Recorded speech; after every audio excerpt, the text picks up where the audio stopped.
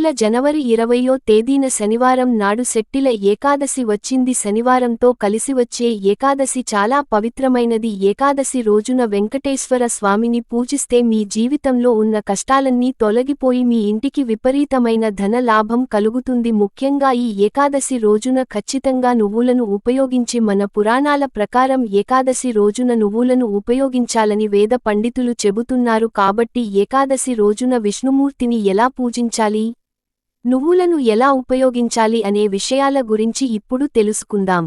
ముందుగా వీడియో చూసే ముందు వీడియోకి లైక్ కొట్టి మా ఛానల్ని సబ్స్క్రైబ్ చేసుకొని ఓం నమఃశివాయని కామెంట్ చేయండి. వీడియో ఎక్కడ స్కిప్ చేయకుండా చూడండి. జనవరి 25 శనివారం నాడు శటిల ఏకాదశి వచ్చింది. ఈ రోజున చేసే విష్ణు పూజలకు కోటి జన్మల పుణ్యఫలితాన్ని పొందవచ్చు. కాబట్టి శనివారంతో కలిసి వచ్చి ఏకాదశి నాడు తప్పకుండా వెంకటేశ్వర స్వామిని పూజించండి. ఈ రోజున పూజ చేసే ఆడవాళ్లు తలస్నానం చేసి ఇల్లంతా పసుపు నీళ్లు చల్లుకొని ఇంట్లో వెంకటేశ్వర స్వామికి పూజ చేయాలి. అయితే ఏకాదశి రోజున స్నానం చేసేటప్పుడు నీటిలో కొన్ని నువ్వులు వేసుకొని స్నానం చేయాలి. శటిల ఏకాదశి రోజున ఇలా స్నానం చేస్తే జన్మజన్మ దరిద్రాలన్నీ తొలగిపోయి మీ జాతకంలో అదృష్టం కలిసి వస్తుంది. జీవితంలో ఆటంకాలు ఎదురవకుండా ఉంటాయి. వెంకటేశ్వర స్వామికి అత్యంత ప్రీతికరమైన వాటిలో తులసి దళాలు ఒకటి. కాబట్టి మీ పూజ గదిలో ఉన్న వెంకటేశ్వర స్వామి పటం ముందు కొన్ని తులసి దళాలను పెట్టి స్వామివారికి దీపారాధన చేయండి. ఈ రోజున నువ్వుల నూనెతో దీపారాధన చేయాలి. ముఖ్యంగా వెంకటేశ్వర స్వామి పూజలో ఒక పిండి దీపాన్ని వెలిగిస్తే ఇంకా మంచిది.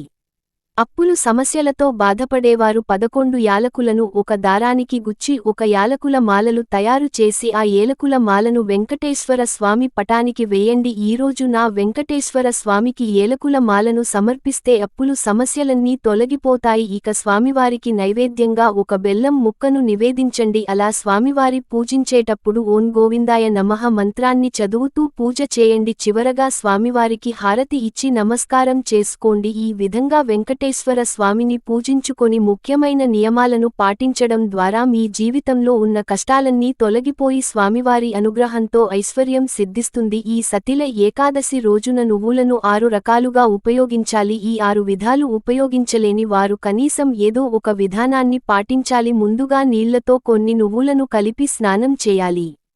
అలాగే శరీరానికి నువ్వుల నూనె రాసుకోవాలి. ఇలా స్నానం చేసిన నువ్వులను ఖచ్చితంగా తినాలి. కొన్ని నువ్వులను తినాలి. అలాగే నీటిలో కొన్ని నువ్వులు వేసుకొని తాగాలి. నువ్వులతో చేసిన ఆహార పదార్థాలు తినాలి. ఈ ఏకాదశి రోజున ఏది చేసినా చేయకపోయినా నువ్వులను మాత్రం ఖచ్చితంగా తినాలి. జాతక దోషాలన్నీ తొలగిపోయి అపారమైన సంపద మీ ఇంటికి కలిసి వస్తుంది.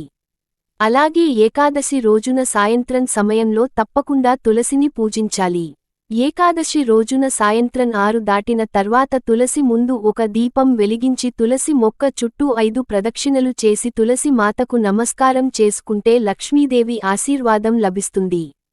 అలాగే ఏకాదశి రోజు సాయంత్రం సమయంలో ఇంటి గుమ్మం ముందు 2 దీపాలు వెలిగించండి. ఏ ఇంటి ముందు అయితే 2 దీపాలు వెలుగుతూ ఉంటాయో అలాంటి ఇళ్లల్లోకి లక్ష్మీదేవి అడుగుపెడుతుంది. మీ ఇంట్లోకి అపారమైన సంపదలను తీసుకువస్తుంది. అలాగే ఏకాదశి రోజున నువ్వులను దానం చేస్తే చాలా మంచిది. ఎవరికైనా పేదవారికి నువ్వులను దానం ఇస్తే మనం తెలియక చేసిన పాపాలన్నీ తొలగిపోయి స్వర్గానికి చేకూరతామని విశ్వాసం. సకల దేవుళ్ళు రావి ఆకులో ఉంటారని నమ్మకం. కాబట్టి ఏకాదశి రోజున 2 రావి ఆకులను తీసుకొని వాటికి కుంకుమ బొట్టు పెట్టి మీ పూజ గదిలో పెట్టుకుంటే ముక్కోటి దేవతల ఆశీర్వాదం మీ ఇంటిపై ఉంటుంది. ఏకాదశి రోజున తులసి దళాలను కోయకూడదు. కాబట్టి పూజలో ఉపయోగించే తులసి దళాలను ఒకరోజు ముందుగానే సిద్ధం చేసుకుని ఏకాదశి రోజున తలకి నూనె వేయకూడదు. ఏకాదశి రోజున తలకి నూనె పెట్టుకుంటే ఆ యేసు తగ్గిపోతుంది. మీ ఇంట్లో ఆదాయానికి మించిన ఖర్చులు ఉంటే ఏకాదశి రోజున మీ ఇంటి గుమ్మానికి నిమ్మకాయలు కట్టుకోండి. మీ ఇంటికున్న డబ్బు సమస్యలు తొలగిపోతాయి. ఈ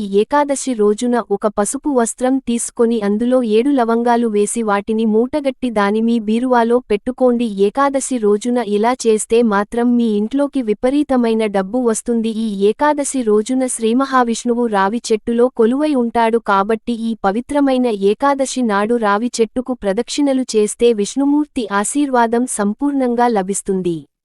అలాగే ఏకాదశి రోజున ఏదైనా విష్ణుమూర్తి ఆలయానికి వెళ్లి ఆలయంలో ప్రదక్షిణలు చేస్తే చాలా మంచిది. ఏకాదశి రోజున ఇంట్లో పూజ చేసేవారు ఉల్లిపాయ వెల్లుల్లి ఉంటే ఆహార పదార్థాలను తినకూడదు. అలాగే ఏకాదశి రోజున సాయంత్రం సమయంలో పొరపాటున కూడా ఉప్పు తినకూడదు. ఏకాదశి నాడు ఉప్పు తింటే మీకు అనారోగ్య సమస్యలు వచ్చే అవకాశం ఉంటాయి. అలాగే ఈ ఏకాదశి నాడు ఇంట్లో ఉన్న చెత్తను బయట పడేయకూడదు. అలా చేస్తే మీ ఇంట్లో ఉన్న సిరిసంపదలు కూడా తొలగిపోతాయని వేద పండితులు చెబుతున్నారు. ఏకాదశి రోజున పసుపు రంగు వస్త్రాలను వేసుకుంటే జాతక దోషాలన్నీ తొలగిపోతాయి. ఈ పవిత్రమైన ఏకాదశి నాడు ఒక చిన్న దానం చేసినా సరే జన్మజన్మల అదృష్టం కలుగుతుంది. ఇంట్లో ధన ధాన్యాలకు లోటు ఉండదు. ముఖ్యంగా ఏకాదశి రోజున ఓం వాసుదేవాయ నమః మంత్రాన్ని 51 సార్లు లేటా 108 సార్లు జపిస్తే విష్ణుదేవుని ఆశీర్వాదంతో భోగభాగ్యాలు పొందుతారు. ఏకాదశి రోజున కృష్ణుడికి తామర పులిని సమర్పిస్తే సంతాన ప్రాప్తి కలుగుతుంది. ఇలా సతిల ఏకాదశి రోజున ఇలాంటి విధివిధానాలు పాటించి ఆ లక్ష్మీదేవి అనుగ్రహానికి అందరూ పాత్రులు కండి.